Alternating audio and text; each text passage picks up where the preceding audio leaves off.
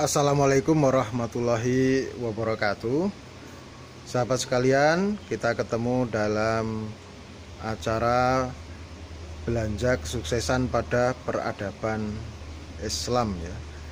Nah, kali ini saya akan membawakan judul ya, judulnya Robeklah Diarimu. Wah, kok pakai judul sampai robek-robekan begitu kan itu. Nah, gitu ya. Ini barangkali ini bisa kita pakai sebagai jurus anti lebay gitu. Loh, kok bisa gitu? Nah, gini. Kalau zaman saya mahasiswa dulu orang biasa sebagian orang punya diari gitu. Wah, itu untuk media curhat gitu. Kalau sekarang mungkin entah dicoret-coret di mana atau mungkin tersalur di media sosial, malah diketahui banyak orang gitu. Ya gitu ya. Jadi kalau kita punya kebiasaan seperti itu, mending sekalian aja ya robek aja diarinya gitu ya. Kalau curhat ya curhat di medsos ya udah hentikan, atau curhat di draft ya kalau perencanaan nggak apa-apa, tapi kalau cuma curhat hentikan. Nah, itu loh, kok seperti itu ya. Nah biasanya kita terlalu sibuk dengan curhatan kita. Karena apa? Karena juga bisa kita pelototi kok. 2 hari kemudian itu kita lihat lagi curhatan kita diubah, padahal bicara masa lalu diubah-ubah gitu. Nah itu ya bicara masa lalu diubah gitu. Nah ini akhirnya kita malah menekuni dengan apa yang kita curhatkan. Habis itu curhat direnungi apa iya gitu. Nah itu kan aku bisa mengambil hikmah dari sini ya. Mengambil hikmah ya tulis yang simpel saja, tulis yang praktis saja, apalagi sifatnya ke depan, sifatnya perencanaan, sifatnya poin-poin. Kalau perlu bikinnya pakai PowerPoint, nah itu mungkin efektif ya. Kalau curhatan hati, aku begini, aku habis nonton film ini, di film itu ada hikmah yang bisa aku ambil, terjadi kejadian seperti ini, terjadi adegan begini, betapa sendunya aku, betapa rindunya aku bahwa begini-begini. Nanti suasananya udah kayak nonton film Dilan aja ya, rindu itu berat dan lain-lain. Itu.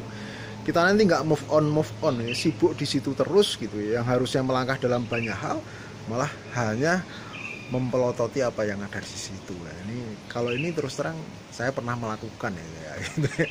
Cerita pribadi ya, punya diari udah saya robek-robek di waktu kuliah gitu. Untuk apa? Ada hal yang membuat saya tersentuh ya, sehingga saya tidak menyesal ya dengan menyobek diari itu gitu. Jadi gini, kalau kita sibuk dengan diari itu kesannya begini.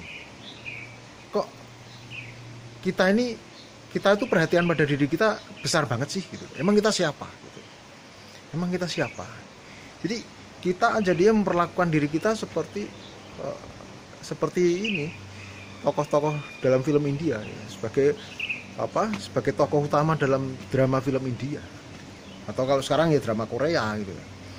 Drama film India kan wah, ratusan orang yang berjoget untuk kita, untuk kesenangan kita harus membuat orang berjogetan.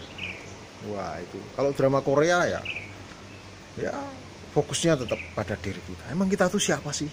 Hebat banget kita. Nah kalau kita melihat gitu ya perjuangan Rasulullah dan para sahabat Nabi dulu itu. Mereka orang yang perjuangannya luar biasa, keikhlasannya untuk Islam luar biasa. Ya. Tapi mereka ya, dengan apa yang diberikan Allah di dunia ini, mereka tidak protes, tidak mengeluh. Ya. Mereka lebih pada pengabdian mereka supaya ya diridhai Allah dan Allah berikan balasan berupa surga. Ya, itu ya. Jadi tidak lebay gitu. Tidak lebay gitu. Apalagi hidupnya sebagian sahabat dipindahkan dari Madinah, kemudian dipindahkan ke Syam, kemudian berada di daerah Transoksania, berada di daerah Khurasan, berperang belum tentu hidup, bisa mati di sana, gitu. Pindah-pindah tempat nih itu. Orang yang ditemui berbeda-beda itu. Nanti kalau selalu suasananya itu selalu terikat dengan segala hal yang melankolis ya nanti nggak selesai-selesai segala urusan gitu. Mereka menghadapi masalah harus dengan ketegaran ya, sementara yang mereka tanam dalam jiwa mereka adalah keterikatan mereka dengan Allah Subhanahu wa taala. Nah, sahabat sekalian, Allah berfirman di dalam, sebentar ya, ini seperti kurang jelas gitu ya. Nah, Allah berfirman di dalam surat Muhammad ayat 7 ya. A'udzubillahi minasyaitonirrajim, ya ayyuhalladzina amanu in tansurullaha yansurkum wa yusabbit aqdamakum. Hai orang-orang yang beriman, jika kalian menolong Allah, maksudnya menolong Islam, menolong agama Allah, maka Allah akan menolong kalian dan mengokohkan kedudukan kalian. Nah, kalau kita lihat, kita potret kehidupan Rasulullah, para sahabat, ya, para tabi'in, ya, putra-putra sahabat, ya, kayak Salim bin Abdullah bin Umar, itu ya, Tawus bin Kaisan, nah itu. Kemudian di masa berikutnya Hasan al-Basri. Itu. Mereka tidak menganggap mereka itu orang yang sangat istimewa. Yang mereka anggap istimewa itu Islam. Itu perjuangan mereka untuk Islam.